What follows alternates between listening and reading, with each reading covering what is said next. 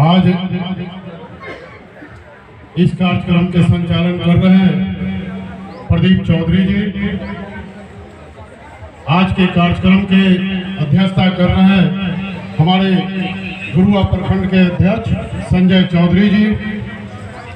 इस जिला के अध्यक्ष नरेश चौधरी जी। इसमें इनके साथ देने वाले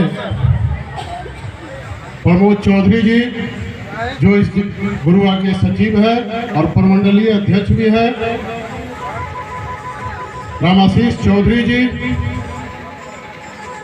राकेश रोशन जी जो स्पेशल कल रात में हमसे बात करके आए, जो भी एसटीएफ गया में है, संजय चौधरी जी जिनका इंस्टीट्यूशन भी है और पेट्रोल पंप भी है, डॉक्टर अनुज चौधरी जी, वीरेंद्र चौधरी जी, सुशील चौधरी जी और इस मंच पर उपस्थित हमारे आज के विशेष रूप से मुख्य अतिथि डॉक्टर धर्मेंद्र कुमार जी, इस मंच पर उपस्थित जगलाल चौधरी स्मृति संस्थान के प्रदेश अध्यक्ष बिहारी चौधरी जी, इस मंच पर उपस्थित जगलाल चौधरी स्मृति संस्थान के प्रदेश सचिव हमारे बड़े भाई विश्वनाथ चौधरी जी, इस मंच पर उपस्थित अखिल भारतीय पासी समाज के प्रदेश महासचिव अशोक चौधरी जी,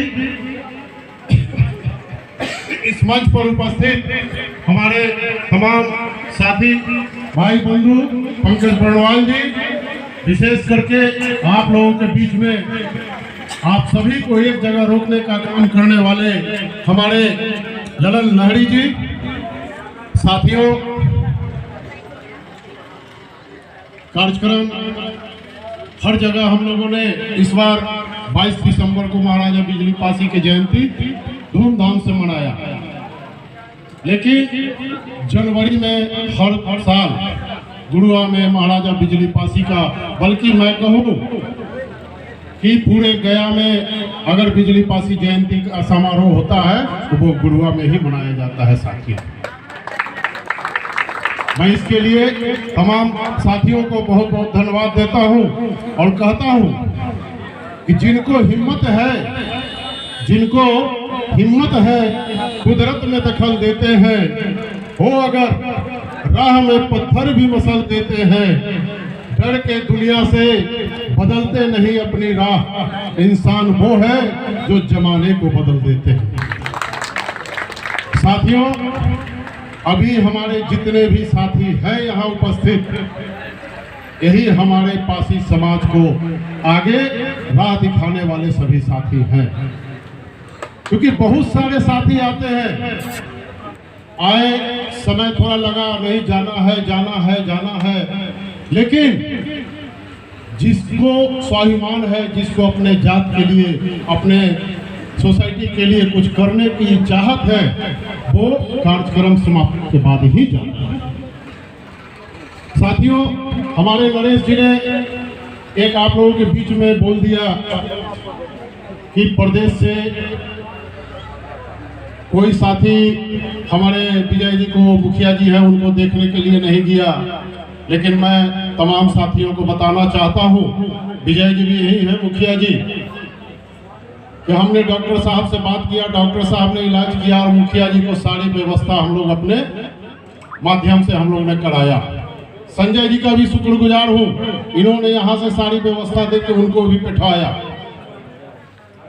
लेकिन ऐसा नहीं है कि प्रदेश से कोई नहीं जाता है। आज बिहार के तमाम जिले में, किसी भी गांव में, पंचायत में, प्रखंड में किसी तरह की दुर्घटना होता है तो आपका ये भाई सुरेंद्र चौधरी वहां हर तरह से अपने स्तर से उसको मदद करने के लिए हमेशा खड़ा होता है। ये कहने सुनने की बात नहीं है, बल्कि आपको जानकारी हो न हो, लेकिन अब तो सोशल मीडिया का जमाना है, सोशल मीडिया के माध्यम से आप सबों के पास खबर चला जाता है। मैं चाहता हूं, जैसे हमारे बड़े भाई विश्वनाथ जी ने कहा, 534 प्रखंड हैं, तो 534 प्रखंड में अपना पासी समाज का परचम किस तरह से लहराएगा, मैं आज इस मीटिंग में, इस सभा के माध्यम से आपको बताना चाहता हूं साथियों। आज सरकार ने घोषणा कर दिया पंचायती चुनाव है, तो पंचायती चुनाव हम लोग किस तरह से लड़ाइएगा। हमारे यहाँ बुद्धिमान साथी बैठे हुए हैं। सर्वप्रथम हमको अपने उस ताकत को दिखाना होगा जो हमारे घर की नींव है, हमारी घर की महिलाएं हैं। 50% आरक्षण सरकार ने महिलाओं को दिया है पंचायती चुनाव में, लेकिन हम यहाँ आते हैं तो हमारी महिलाएं ही कम भागीदारी दिखाती है। कहा गया है कि जिस घर की महिलाएं मजबूत होती है उस समाज बहुत तरक्की करता है, वो बहुत आगे की ओर बढ़ता है। तो हमारा प्रथम अभियान हो, जो जहां है, जिस जगह पर है, ये होना चाहिए। हेलो, कि अपने अपने क्षेत्र में जो चुनाव लड़ने के लिए हमारी महिलाएं इच्छुक है या नहीं भी है, उनकी तैयारी अभी से आप शुरू करा दें। जहां 2-4 साथी अगर चुनाव लड़ने के लिए तैयार हैं तो एक को बैठाने का प्रयास कीजिए, लेकिन आपस में कभी वोट का बंटवारा नहीं होना चाहिए। आपने देखा होगा आजादी से लेकर आज तक हमारे पासी समाज का क्या रुतबा, क्या वजूद, क्या ताकत है। हम लोग कार्यक्रम में आते हैं, बोलते हैं हम बहुत बड़े डॉक्टर भी हो गए, हम बहुत बड़े इंजीनियर भी हो गए, हम बहुत बड़े शिक्षक भी हो गए। शिक्षा पा लिया, लेकिन व्यक्तिगत स्वार्थ में अपना ही सिर्फ रोजी रोटी देखा और समाज को हमने कभी देखने का काम नहीं किया। मैं आपसे कहता हूं साथियों कि हर एरिया में एक राजनेता भी पैदा करो, क्योंकि हमारे गांव घर का आवाज बुलंद करने वाला कोई गांव का ही बेटा होगा जिसकी आवाज सड़क से लेकर सदन से लेकर पार्लियामेंट तक उठना चाहिए। आज हम लोग लड़ाई लड़ते हैं, हमारे विश्राम भैया को चीफ इंजीनियर से डिमोशन करके इंजीनियर कर दिया गया, इसलिए ना कि वो पासी समाज से थे। अगर हमारा संगठन, हमारा दलित वर्ग मजबूत होता तो किसकी औकात थी, किसकी ताकत थी इनको डिमोशन कर देता। लेकिन हम लोगों ने इसकी चर्चा कहीं भी नहीं की, क्योंकि हम ये देखते हैं कि हम पदाधिकारी होते हैं, हमारे नीचे बैठने वाले छोटे लोग हैं, लेकिन मैं उनको सलाम करता हूं जो नीचे बैठकर हमको आशीर्वाद देकर इस कुर्सी पर बैठाने का काम किया है। साथियों, अभी जिस तरह से सरकार ने हम पासियों पर स्पेशली, पता नहीं क्या दुश्मनी है उसको इस जाति से, पहले तो आजादी जब हुआ देश तो 5 वर्ष तक हमको एक वंचित समाज की तरह इधर से उधर रखा, अनुसूचित जाति में हमको शामिल नहीं किया गया। जब अनुसूचित जाति में शामिल हुआ तो पासी का क्या वजूद है आपके सामने है, छिपा हुआ नहीं है। बहुत सारे साथी कहीं अच्छे जगह पर जाते हैं तो अपनी जाति को बताने से भी परहेज करते हैं, लेकिन साथियों आपको जाति बताने से कभी भी शर्म नहीं होना चाहिए। आज हमारी समाज की स्थिति 3.5% है, लेकिन मेरा औकात क्या है, सरकार में जाने लायक नहीं है। कई नेतृत्व करता है, लेकिन पूछा जाता है कि पासी का औकात क्या है, वजूद क्या है, तुम्हारा क्या अस्तित्व है। वजह क्या है कि हम आप इकट्ठे नहीं हैं। हमारे समाज के भी कई नेता जो आज तक हुए हैं, कभी भी हमारे समाज को गोलबंद करने का प्रयास कभी भी उन्होंने नहीं किया, हमेशा बांट के रखने का काम किया। एक ऐसे भी महानुभाव आए हैं जो अखिल भारतीय पासी समाज पूरे हिंदुस्तान में चल रहा है, लेकिन किसी को राष्ट्रीय अध्यक्ष बनने की ललक है और पासी को 2 भाग में बांट के चलने का भी प्रयास कर रहे हैं। वैसे समाज विद्रोही को मैं कहता हूं कि समाज में बैठने के लिए जगह नहीं देना चाहिए। एक तो हम मुट्ठी भर आदमी हैं, उसमें भी हमारी उंगली को काटोगे, हमारी ताकत क्या रहेगी, हमारी पहचान क्या रहेगी। सरकार ने 16 में फांसियों पर जो ताड़ी पर प्रतिबंध लगाया, उस समय से लगातार आपका ये भाई सुरेंद्र चौधरी, जबकि ताड़ी का कारोबार नहीं करता है, बिजनेस नहीं करता है, हमारे परिवार में भी सब बड़े बड़े पद पर उच्च पदों पर है, लेकिन ये आपका बेटा, आपका भाई ताड़ी के लिए लगातार सरकार से लड़ते रहा और आज भी लड़ाई इस चीज की है, क्योंकि कहीं ना कहीं हमारा 80% गांव के लोग आज इस ताड़ी के व्यवसाय से, इस रोजगार से जुड़े हुए हैं। ठीक है कि हमने उन्नति किया, कहीं हमारे बाबूजी ने भी बेचा, कभी दादाजी ने बेचा, कभी नाना जी ने भी बेचा, हम नौकरी में आ गए, उस चीज से हम घृणा कैसे कर सकते हैं, उसको हम अलग कैसे कर सकते हैं। लेकिन सरकार उसको दारू के श्रेणी में लाकर पूरे बिहार के पासियों को स्मगलर, चोर, गुंडा बनाने का प्रयास कर रहा है साथियों।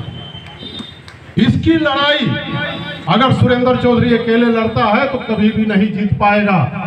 हमारे जितने भी साथी हैं, मैं उनसे कहता हूं कि आने वाले समय में एक एक गांव में, एक एक घर में जाके सभी औरत हो, मर्द हो, युवा हो, सबको गोलबंद कीजिए और मैं आपसे वादा करता हूं कि मैं ईंट से ईंट बजा दूंगा और हक के लड़ाई में एक कदम अगर पीछे हट गया, सुरेंद्र चौधरी उस दिन कुर्बानी दे देगा। आज मजबूरी है, कई जिला में हम भ्रमण करते हैं, जा रहे हैं, गांव-गांव में जा रहे हैं, सभी जातियों का एक राजनीतिक संगठन भी है। अभी देखिए रामविलास पासवान जी ने भी संगठन बनाया, एक पासवान जाति का संगठन। जीताराम मांझी ने भी एक मुसहर जाति का संगठन बनाया, लालू यादव ने भी एक यादव का संगठन बनाया, नीतीश जी ने भी एक कुर्मी समुदाय का संगठन बना के काम करना शुरू किया, मुकेश सहनी मल्लाह का संगठन बना के आज सरकार में बैठा हुआ है। लेकिन आज दुर्भाग्य हमारे पासी समाज के हैं, उपेंद्र कुशवाहा जी भी हैं, लेकिन आज हम लोग सिर्फ मुंह ताकते हैं, किसी भी राजनीतिक दल के नेता के आगे भिखारी की तरह हाथ बांधे खड़ा रहते हैं, एगो टिकट दे दीजिए सरकार, एगो टिकट दे दीजिए, जीवन भर आपका गुलामी खटेंगे हम, और गुलाम की तरह उसके दल में हम लोग रहना पसंद करते हैं। लेकिन पासी समाज का ये बेटा आपको आज कह कर जा रहा है कि आने वाले 2-3 महीनों में पासी समाज का एक राजनीतिक संगठन पूरे बिहार में रन करने जा रहा है साथियों। और तमाम साथियों से मैं कहना चाहूंगा कि जो जहां है वहीं का प्रभार ले और पासी समाज की ताकत और उसकी पहचान और उसकी एकता को सड़क से लेकर सदन तक पहुंचाने का काम करेगा साथियों। कोई इसमें किसी को मतभेद नहीं होना चाहिए। बहुत सारे अलग अलग दल में साथी हैं रहे, लेकिन अगर पासी समाज का संगठन आगे बढ़ता है तो उसको रोकने का भी प्रयास कतई न करें।